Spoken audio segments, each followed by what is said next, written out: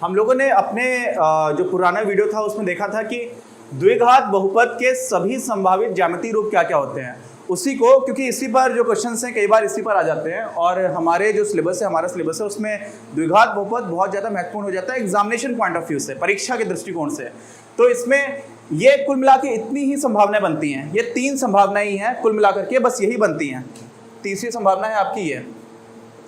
तो क्या हो रहा है, पहली बार में देखिए कोई जो उसका ज्यामितीय रूप है किसका, द्विघात बहुपद का, वो इस तरह से होता है, वो जा रहा है, ये x अक्ष मान लिया, ये y अक्ष मान लिया, तो x अक्ष को ये कितनी बार कटेगा, 2 बार कट कर रहा है, तो ये एक आपका द्विघात बहुपद हो गया। ये कोई दूसरा बहुपद है लेकिन ये भी द्विघात बहुपद है, और ये भी x अक्ष को कितनी बार काट रहा है, 2 बार काट रहा है, और अलग अलग जगह पे काट रहा है।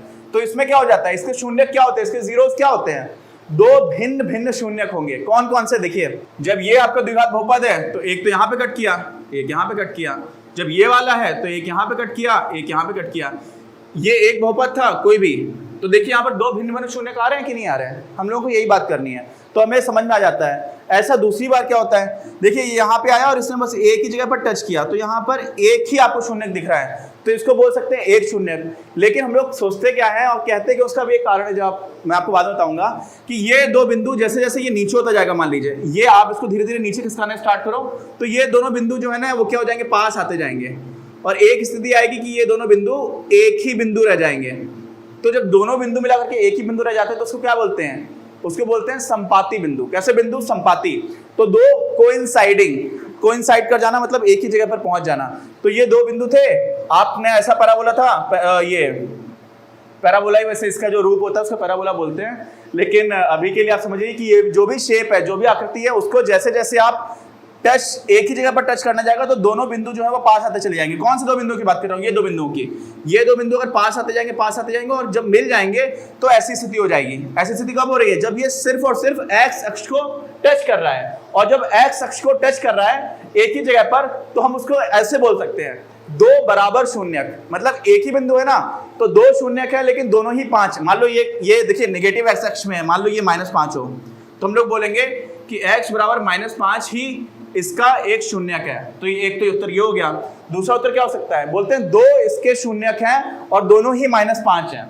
ठीक है, अब -5 और -5 ये एक ही होता है, मैथ्स में एकदम आइडेंटिकल चीजें चलती हैं। ये वाला -5 इस वाले -5 से कुछ अलग तो है नहीं, एकदम सेम है, तो इसलिए इसको बराबर भी बोला जा सकता है। तो 2 बराबर शून्यक हैं या 2 संपाती बिंदु। क्यों, क्योंकि ये दोनों बिंदु आकर के एक ही जगह पर मिल गए।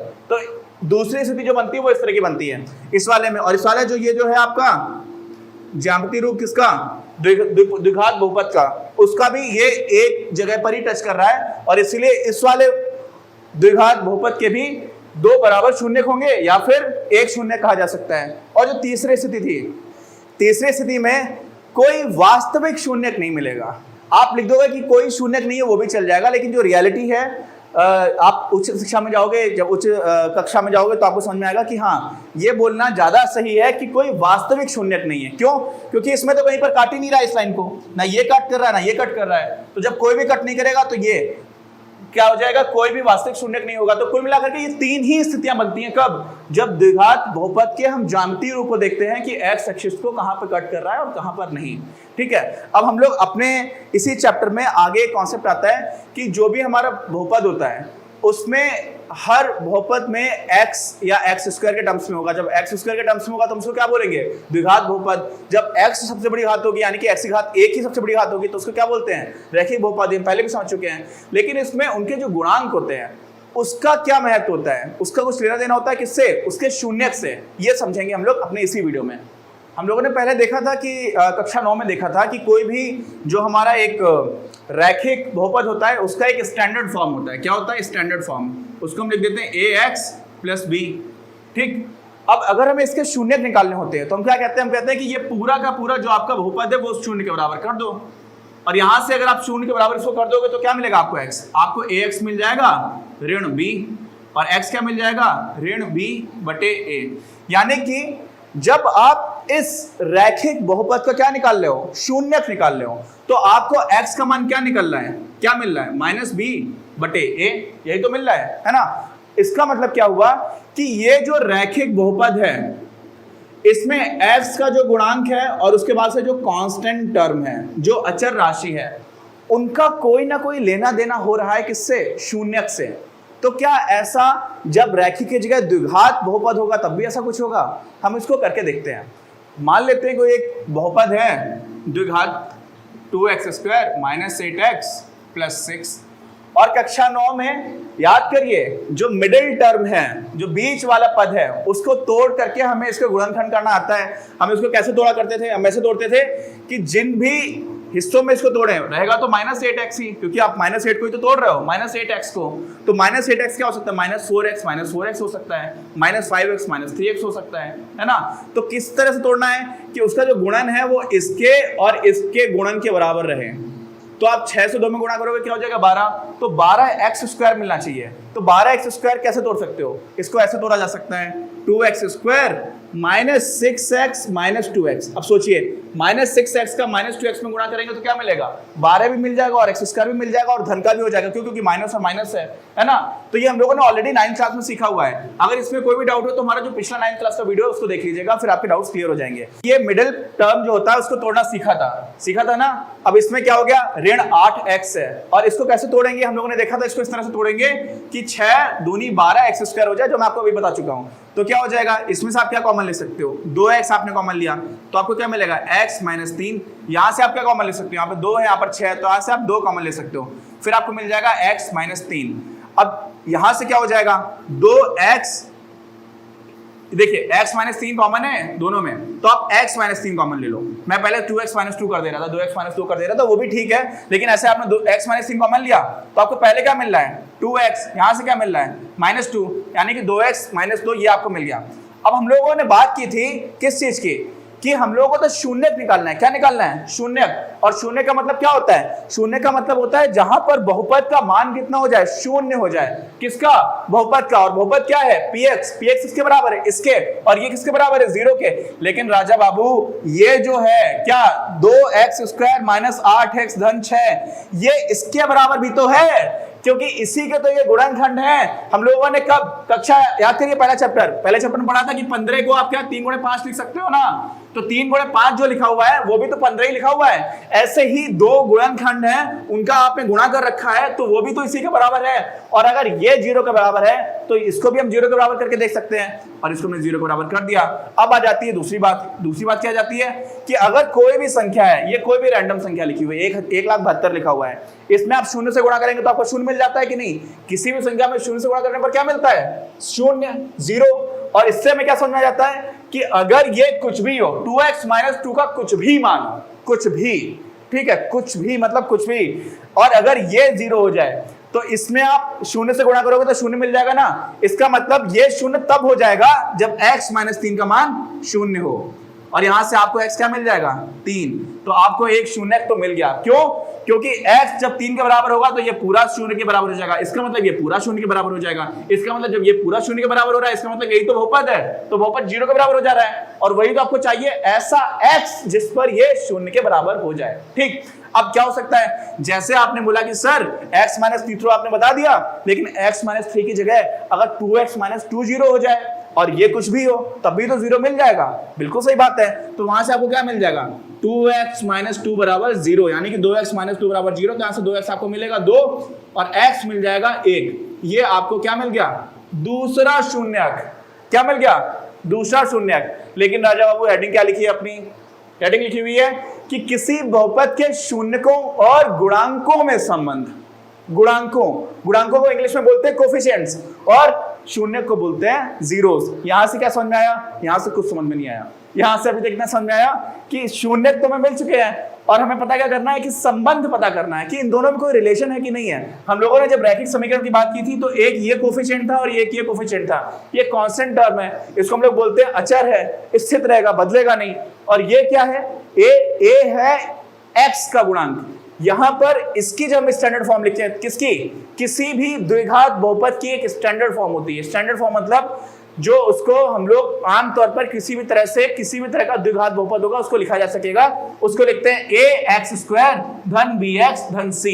इसमें a बी और सी ये है गुणांक। अच्छा, अब ए बी सी किसके गुणांक हैं? द्विघात बहुपद के जो स्टैंडर्ड फॉर्म में है। तो यार यहाँ पे देखो, यहाँ पे क्या क्या गुणांक है? यहाँ पे एक्स स्क्वायर का गुणांक कुछ दिख रहा है? कुछ दिख रहा है? एक्स स्क्वायर का गुणांक क्या है? 2, 2। ये देखो यहाँ पे लिख दिया है। अच्छा, अब तो मैंने दिखाई दिया है, अब तो सारे लोग देख सकते हैं। जिसको अभी भी नहीं देखा वो अब नहीं देख पाएगा। ठीक है, अब बताओ x का गुणांक क्या है? x का गुणांक 8 नहीं है। कुछ लोग 8 कर देंगे तो गलत हो जाएगा, ऋण 8 है ना। और c क्या है? देखिए धन c लिखा हुआ है, यहाँ पर +6 है, तो c जो है वो 6 के बराबर है। तो देखिए b आपका हो गया -8, c हो गया आपका 6। तो ये क्या हो गया? अभी भी आप कहेंगे आप क्या बताने की कोशिश कर रहे हो, कुछ समझ में नहीं आया। आपने गुणांक बता दिए क्या है, आपने शून्य निकलवा दिया, लेकिन हमें तो शून्य और गुणांकों में संबंध की बात कही गई है। अब इसमें क्या करते हैं, शून्यकों को जोड़ के देखते हैं। एक शून्य कितना है आपका? 3 और 1 है 1, तो 3 और 1 आपने जोड़ दिया, कितना मिला? 4। अच्छा, एक चीज और करके देखो, जो आपका b है उसमें आप a से अगर भाग दोगे तो आपको क्या मिलेगा? ऋण 4। -8 में आप 2 से भाग दोगे तो क्या मिलेगा? ऋण 4। लेकिन अगर आप ऋण b में a से भाग दो तो आपको क्या मिल रहा है? ऋण है और b क्या है? ऋण 8 है।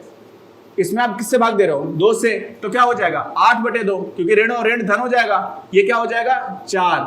और इसका मतलब ये हुआ कि क्या शून्यकों का जो योग है वो x का जो गुणांक होता है उसको आप -1 से गुणा करो और जो x स्क्वायर का गुणांक है उससे भाग दो। देखो मैंने क्या बोला कि x का जो गुणांक है, x का गुणांक कितना था? -8, उसमें आप -1 से गुणा करो। ये -1 से गुणा ही तो किया गया है, -1 बाहर लगा दो तो -1 से गुणा ही है वो, और उसमें आप x स्क्वायर के गुणांक से भाग दो, तो जो आपको मिल रहा है वो शून्यकों के योग के बराबर होगा क्या? अगर आपने यहां से ये देख लिया कि हाँ इसके बराबर तो हो रहा है, तो क्या यह हमेशा बराबर होगा? यहां से हम ये नहीं बोल सकते कि हमेशा बराबर होगा, लेकिन आपको यहां दिख रहा है कि यहां तो ऐसा हो रहा है, यहां पर तो ऐसा हो रहा है। अच्छा, दूसरी चीज करके देखते हैं, शून्यकों का गुणा निकालते हैं।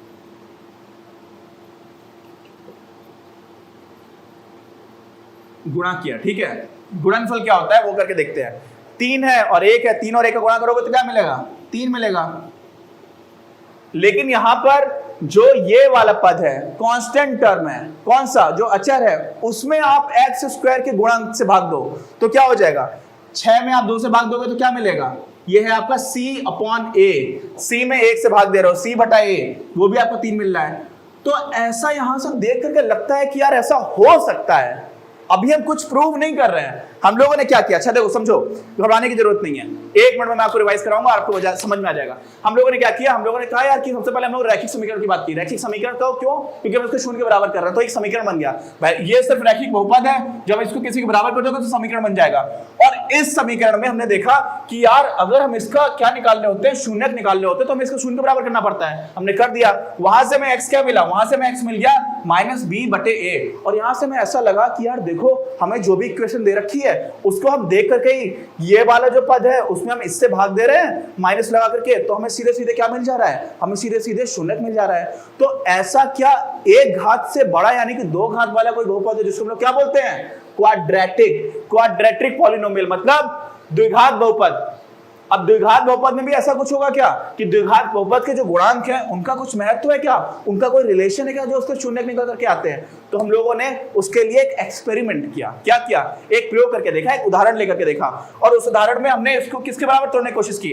हमने इसके फैक्टराइजेशन करने की कोशिश की, इसके गुणनखंड निकालने की कोशिश की, और वो हम लोगों ने मिडिल टर्म को स्प्लिट किया, ये -6 -2x कर दिया। यहां से हमें गुणनखंड मिल गया, एक ये और एक ये। और इसको हम 0 के बराबर क्यों कर रहे हैं? क्योंकि हमें शून्य निकालने हैं यार। तो शून्य तब निकलता है जब पूरे बहुपद को शून्य के बराबर करो, और ये एक ही चीज तो है, क्योंकि ये क्या है? उसके गुणनखंड है। 15 क्या होता है? 3 × 5 भी तो लिख सकते हो, वही तो लिखा हुआ है यहाँ पर। अब इसका ये गुणनखंड है और ये 0 के बराबर है, तो इनमें से कोई भी पद 0 के बराबर होगा तो गुणांक जो है वो 0 के बराबर हो जाएगा ना, क्योंकि किसी भी संख्या में, ये देखो, किसी भी संख्या में 0 से गुणा करोगे तो 0 हो जाएगा। अब क्या हो रहा है? यहां से हमें x मिल गया 3 और दूसरी बार मिल गया x 1। इसका मतलब एक गुणन इसका, एक शून्य 0 आ गया, सॉरी एक शून्य जो है वो 3 आ गया और एक शून्य इसका 1 आ गया। ये हमने यहां तक कर लिया। अब हमने कहा कि हमें तो क्या करना था? गुणांकों में संबंध निकालना था। गुणांक क्या क्या थे? 2 था, -8 था और 6 था। अब हम लोगों ने जब ये देख लिया और एक बार ऐसे करके देखा कि यार इन दोनों को जोड़ के देखते हैं, तो हमें मिल गया 4। लेकिन मैं कहा यार 4 तो इसके बराबर भी हो रहा है, किसके? -8 में आप 2 से भाग दे दो, और -8 में पहले -1 से गुणा किया, यानी कि -b क्या लिखा? माइनस ऑफ बी अपॉन ए, इसकी जो वैल्यू है वो दोनों शून्यकों के योग के बराबर आ गई। और ऐसे ही हम लोगों ने देखा कि इस टर्म में इससे भाग दो, यानी कि क्या करो, सी अपॉन ए, वो देखा कि दोनों शून्यकों के गुणा के बराबर आ गई। इसका मतलब ऐसा कुछ रिलेशन है क्या, है कि नहीं है? इसी को हम लोग एक और उदाहरण लेकर के करेंगे और वास्तव में आपको सच्ची बात बताऊं ना, ये है, ऐसा ही होता है। लेकिन एक और उदाहरण करके देखते हैं कि हाँ यही हो रहा है कि नहीं हो रहा है, जिससे कि आपको थोड़ी संतुष्टि हो जाए और फिर हम लोग अलग तरह से प्रूव भी कर सकते हैं कि ये हमेशा ही सही है। ठीक है, तो अभी क्या करते हैं, हम जनरलाइज प्रूफ भी करेंगे। जनरलाइज का मतलब क्या होता है? देखो जनरलाइजेशन क्या होता है ना, जनरलाइजेशन बड़ी खतरनाक चीज है। जनरलाइजेशन का मतलब होता है कि जो चीज हमेशा ही सही हो, हमने कुछ भी मान लिया। जनरलाइजेशन का मतलब क्या होता है, समझ लो ना, एक होता है सामान्यीकरण, बोलते हैं उसको। सामान्यीकरण का मतलब क्या होता है यार? सामान्यीकरण का मतलब होता है कि जो चीज हर स्थिति में लागू होगी, हमेशा ही लागू होगी, वो भी हम करके देखेंगे। लेकिन अभी हम लोग ऐसी संख्याओं का एक उदाहरण लेकर के इसको सीधे करके देखते हैं। दूसरा एग्जांपल भी अभी तुरंत करते हैं। ठीक है, ये क्लास थोड़ी बड़ी होगी लेकिन इसमें मजा आएगा और एक बार समझ लोगे आप तो भूलोगे नहीं, है ना? इसलिए इसको दूसरा भी करके देखते हैं। अगर आपको ये वीडियो पसंद आया तो प्लीज इसे अपने दोस्तों के साथ शेयर करें, लाइक करें, आपके अपने चैनल अपनी क्लास को सब्सक्राइब करें और बेल आइकन को प्रेस करना ना भूलें। Thank you very much, have a nice day.